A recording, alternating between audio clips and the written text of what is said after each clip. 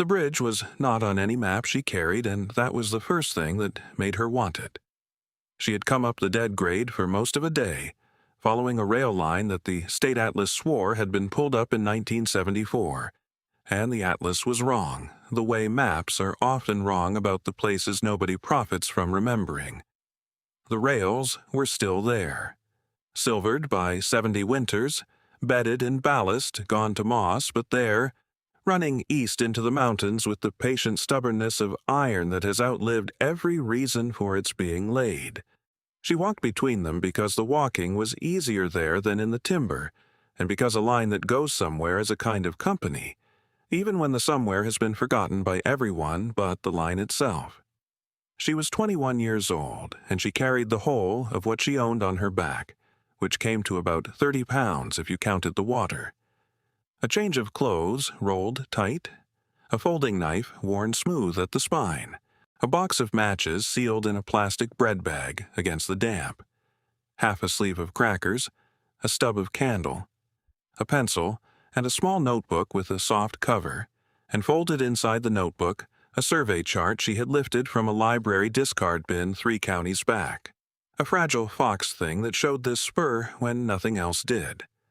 On the chart, the line ran east and simply stopped, the way a sentence stops when the writer loses the thread and never comes back to it. She had been following that unfinished sentence for 2 days to see where it had meant to go. The rain had started around noon as a fine cold mist and had settled in for the afternoon the way weather does in the high country, without drama and without mercy, soaking through denim in the time it took to notice it. The mountains ate the light early. By the time she reached the place where the grade ran out onto open air, she could see maybe 40 yards ahead of her. And beyond that, the world went to gray wool, and out of that grayness came the sound of water. The trestle carried the line across a gorge.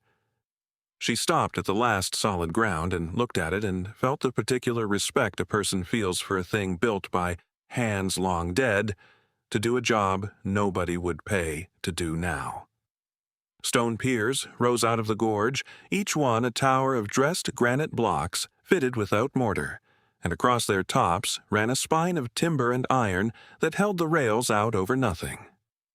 Below, too far below to see clearly in the failing light, a river worked its way through the rocks with a steady white noise that never paused for breath. She could not see the far side. The bridge went out into the fog, and the fog swallowed it. And whether it reached the other bank or ended in the middle of the air, she could not have said. She should have made camp. Any sensible person soaked to the bone with the dark coming on would have found a dry hollow under the last of the trees and built a fire and waited for morning to try a 100-year-old bridge over a gorge in the rain. She knew this the way she knew most sensible things as facts that belonged to other people. She stepped out onto the trestle. The timbers were slick and old, but they held. She walked the way she had learned to walk on such things, close to the rail with one gloved hand trailing the cold, wet iron, her weight low, her eyes on the ties, and not on the drop between them where the river showed gray and dizzying through the gaps. The fog moved around her in slow bodies. Water dripped from the trusses overhead and ran down the back of her neck. She counted piers as she passed above them, 3, 4, 5, each one a stone tower disappearing down into mist, and somewhere around the 6th she found the hatch. She would not have seen it if she had not been watching her feet. Set into the decking between the ties, where the walkway widened over the top of a pier, was a square of iron plate no larger than a cellar door, hinged along one edge and fitted with a ring pull, gone the deep brown of long rust. Ballast and grit had drifted into the seam around it. Grass had found the cracks. It had the look of a thing that had not been opened in a human lifetime, and it had the deliberate rightness of a thing that had been made to be found by someone who was looking, and not by anyone else. She knelt over it. The rain ran off the brim of nothing, for she wore only her beanie, and she wiped the water from her eyes with the back of a fingerless glove and worked her fingers under the ring. It did not want to move. She braced and pulled and felt the old hinge fight her and then give, all at once, with a groan of iron that the gorge threw back at her, doubled and strange. Cold air came up out of the opening, not the wet cold of the mountain, but a still dry cold, the cold of a closed place, carrying on it a faint smell of oil and stone and something else, something like wood smoke gone to ghost, the memory of a fire a long time out. Below the hatch, a ladder of iron rungs went down into the dark inside the pier. She sat back on her heels and looked at it for a while. Below her the river ran, and above her the fog moved and the rain came down without changing its mind, and she understood that she had a choice to make of the kind she rarely bothered making, because her feet had usually made it already. She could close the plate and walk on and find out whether the bridge reached the other side. Or she could go down inside a stone tower over a gorge, alone, in the dark, at the end of a rail line that did not exist, into a place someone had sealed and left. She took the candle stub out of the notebook pocket and lit it with a match from the bread bag, cupping the flame against the wind until it steadied, and she put the match end in her pocket because she did not leave things behind her, and she went down. The rungs were cold enough to bite through the wool of her gloves. She counted them the way she counted everything, a habit against panic, and at 14, her boot found a floor. The floor was flat and dry and swept, and that alone told her something before the candle did, because a hole in the earth left to itself does not have a swept floor. She stood a moment with her back to the ladder and her free hand flat against the cold granite, letting her eyes come up to the dark, letting the small sounds of the place sort themselves out. The drip of water somewhere she could not yet place, the thin whistle of air moving through a channel in the stone, the vast, steady undertone of the river far below.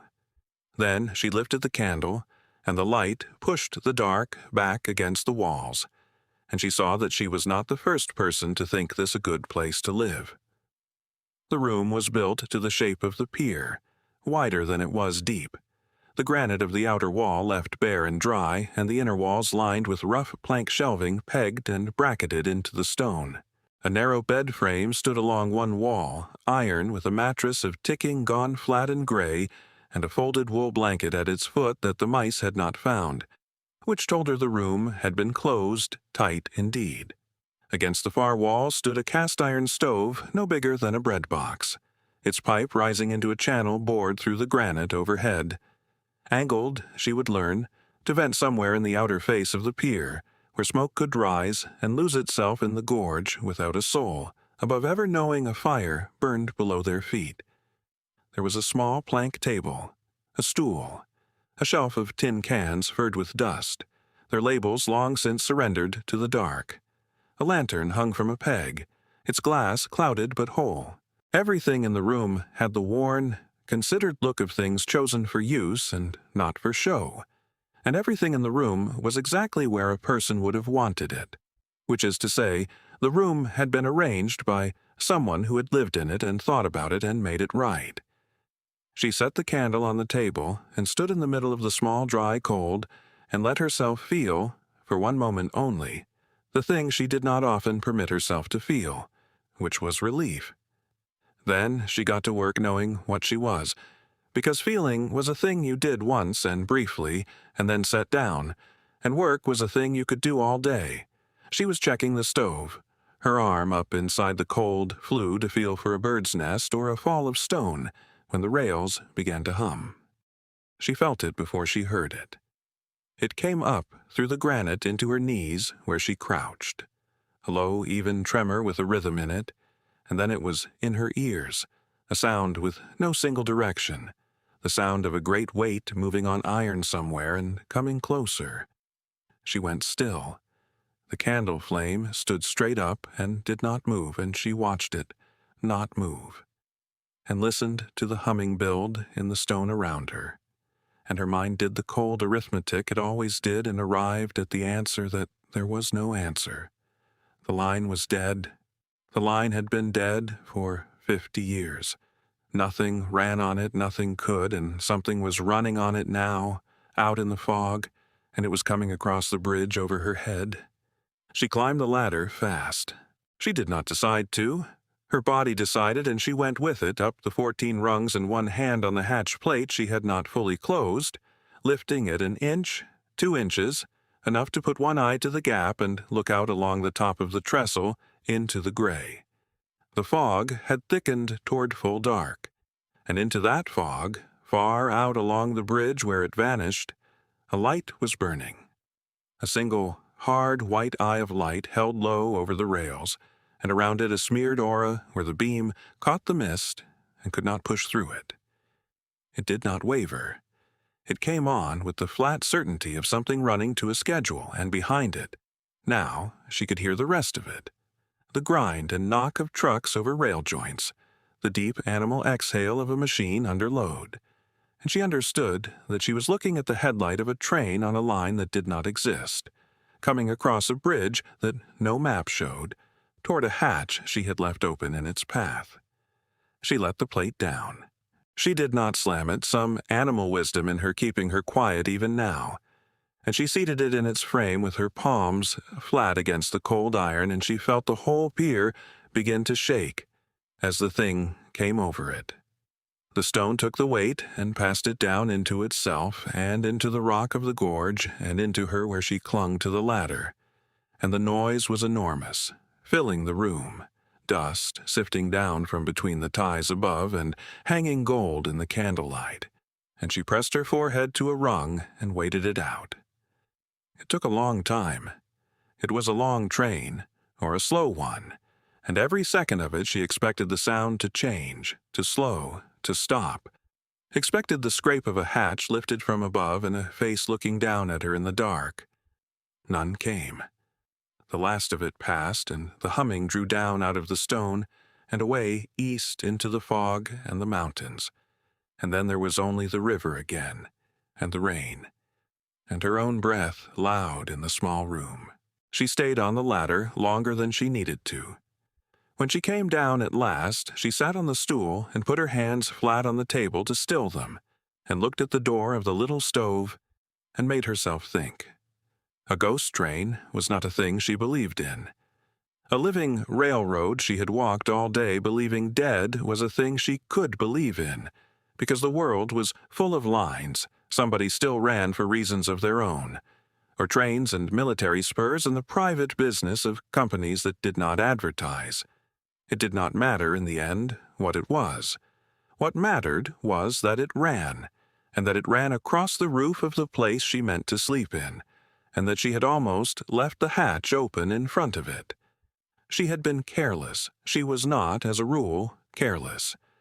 She took the pencil and the notebook out, and by candlelight she wrote the first line of the inventory she would keep of this place. And the first line was not about the stove or the cans or the bed. The first line was, "The line is live." She underlined it twice. Then she began to catalog the rest. She worked through the evening with the patience the room deserved. She got the stove lit, feeding it splinters pried from a plank until she was sure the flue drew clean, watching the smoke to see it pull up and away and not back into the room. And when she was sure, she built the fire up, and the little iron box began to tick and swell with heat, and the cold went out of the stone by inches. She wiped the lantern glass with the hem of her flannel and lit it and hung it back on its peg, and the room came up around her in warm brown light, and she saw it properly for the first time. The shelves held more than tins. There were tools, oiled and wrapped in rag against the rust, a hand drill, a set of files, a pry bar, a coil of copper wire, a whetstone worn to a saddle in the middle from long use. There were candles, a whole box of them, dipped by hand by the look of the uneven tapers. There was a crock of something sealed with wax that she did not open. There were 3 more wool blankets folded in an oilcloth, and a coat, a man's canvas work coat gone stiff with age but sound, that would have swallowed her whole. And on the plank table, weighted under a smooth river stone, there was a book. It was not a printed book. It was a ledger, cloth-bound, its pages ruled in faint blue, and it was full from the first page to past its middle of a small square hand written in pencil, patient and unhurried, the letters formed by someone who had learned to write in a schoolroom that believed in penmanship and had never entirely forgotten. She took it to the stool by the stove and turned the cover back and began to read, and the person who had built this room came up out of the pages toward her the way a face comes up out of deep water, slowly and never quite all the way. He did not give his name. That was the first thing, and she respected it, because she did not give hers either, to the few who asked. He gave dates. The earliest was a spring in the middle of the last century, and it recorded, in the flat voice of a man talking to himself, the finding of the room. He had not built the piers hollow. The railroad had a maintenance chamber for the men who tended the bridge, abandoned when the line was cut back and the tenders let go. He had found it the way she had found it, walking a line the world had quit, and he had looked at it and seen what she had seen, which was a dry, warm secret over a cold, loud world, and he had moved in and stayed. The ledger did not say for how long. The dates ran on for years. There were entries about the stove, about the drawing of the flue, about the winter. The river froze so hard the sound of it stopped, and he could not sleep for the silence. There were entries about the trains. She read those twice, and then a third time, holding the ledger close to the lantern so the small pencil letters would not swim. He had known the line was live. Of course he had. He had lived over it. It struck her, reading, that the not knowing had been hers alone. A thing she had carried up the dead grade all day, like a false coin she had believed was good, and that this man had reached across half a century of dark to press the true coin into her hand. She thought about how narrow it had been. A few hours the other way, and she would have read his warning first and felt only mild interest in it, a curiosity about a danger already past. Instead, she had met the danger and the warning in the wrong order, and it was luck and not sense that had kept the two of them from ending badly. And she did not care for luck, had never trusted it, because luck was only the name you gave to the times a mistake did not cost what it should have. He wrote about the trains the way a man writes about weather he has made his peace with, the ore drags that came through in the small hours on no schedule he could ever fix, the long, slow strings of empties, the one-passenger run that had used the line for a season and then stopped. He had learned their sounds. He could tell them apart through the stone, he wrote, the way you learn to tell one neighbor's step from another's, and he had never once been seen because he had made a rule and kept it, and the rule was written out plain in the middle of a page with a line above and below it to set it apart. Keep the hatch shut when the rail sings. She sat with that for a while. He had left her the warning across 50 years, in the only way he could, by writing it down and trusting the room to hold it until someone came who needed it. She had needed it about 6 hours too late to matter, and it had cost her nothing only by luck. And she got up and went to the hatch plate and checked that it was seated true, and then she came back and read on. Toward the middle of the ledger, the entries changed. They grew shorter. There were gaps in the dates, weeks, then months. The hand stayed steady, but the man behind it was somewhere else, she thought. Some winter of the body or the mind, and the last dozen pages were mostly lists. Things repaired. Things wanting repair. A tally of the tins by the wall, 31 of them, ticked off one by one as they were eaten, until the number stopped at 9, which was very near the number still furring on the shelf.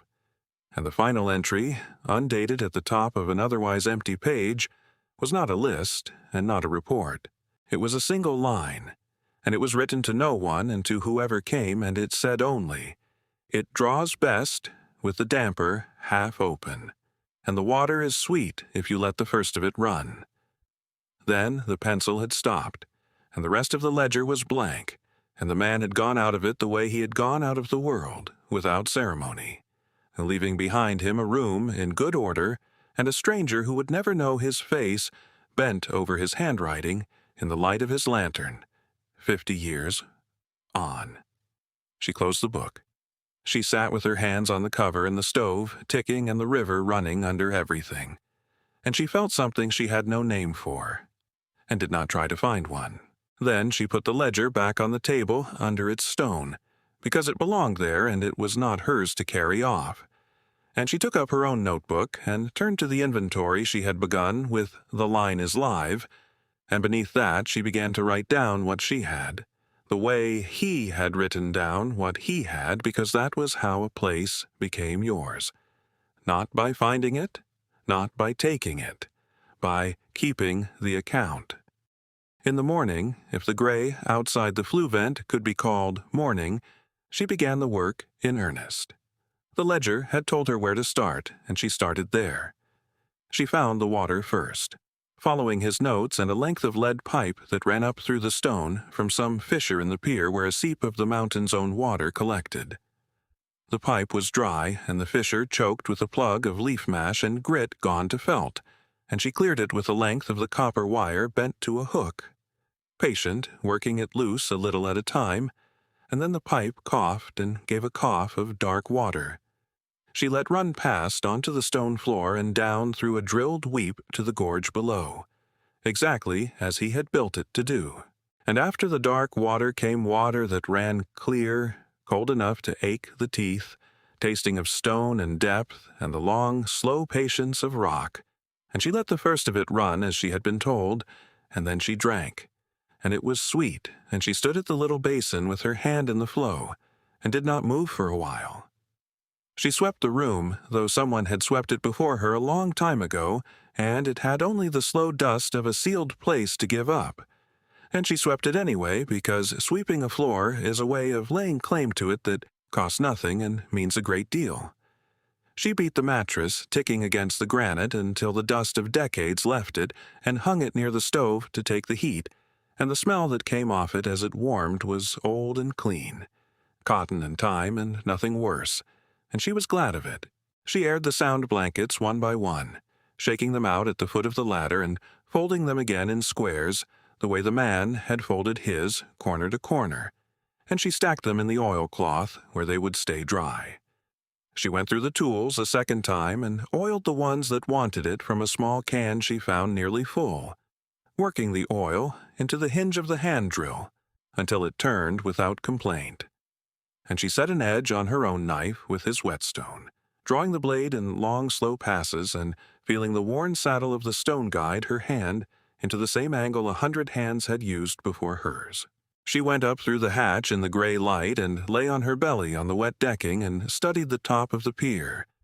And she found the flue vent where he had said it would be, a slot cut into the outer face of the stone where the smoke came out low and sideways, and was gone into the gorge before it cleared the timbers, and she cleaned the grate of it with her knife. She learned the bridge from below, hanging over the edge of the pier's cap with her boots hooked under a tie, and she saw how the old timbers had begun to check and split where the water stood in them. And she made a note in her book of the worst of them, not because she could mend a railroad bridge, but because a person should know the state of the thing she sleeps beneath. And twice more, while she worked, the rail began to sing. And both times she was above when it came, and both times she went down the ladder without hurry and drew the hatch shut behind her, and sat in the warm, brown light with the ledger open on her knees, and felt the pier take the weight of the passing train and pass it down into the rock. And she was not afraid the second time, or the third, because she had made his rule. Her rule, and a rule kept, is a kind of shelter of its own. The days took on a shape. She did not count them the way she had counted the rungs. She let them run together the way good days do, marked out not by dates, but by tasks finished. She woke early, in the dark, to the cold that had crept back into the stone in the night, and she fed the stove, and lay in the growing warmth a while, listening to the river and the fire finding their agreement. And then she rose, and drank the sweet water, and ate her crackers standing, and went to whatever the day asked of her. There was always something. That was the gift of a made place, and the price of it both. A room built by hand stayed built only if hands kept at it, and she found she did not mind the keeping, found it filled the hours in a way that the walking never had, gave her back at the end of each day a thing she could see and touch and say to herself was better than it had been that morning. She had spent years going toward places and never once staying long enough to make one better. She was surprised to learn how much she had wanted to. She seasoned the stove until it drew as clean as he had promised, with the damper half open. She patched the checked timbers over her head with wedges cut from a fallen plank, not to save the bridge, which would outlast her either way but to stop the drip that had found the seam above the bed. She set the tins in order and did not eat them, because they were his and older than she was, and she had her crackers in the water and could snare what the timber offered. She left his 9 tins on the shelf where the number in his ledger had stopped. Out of a courtesy she could not have explained to anyone and did not try to. She found, behind the copper wire and under the whetstone, a second candle box he had not gotten to, and a small brass instrument she took a while to understand and finally knew, for a level, its little bubble still swimming true in its glass after all its years in the dark. And she used it to set the table stool square, which had rocked, and the rocking stopped.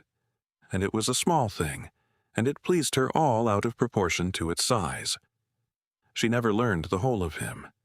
She did not expect to. The ledger gave what it gave and kept the rest, the way she kept the rest, the way the room itself kept its own counsel, dry and warm and silent over the loud, cold river.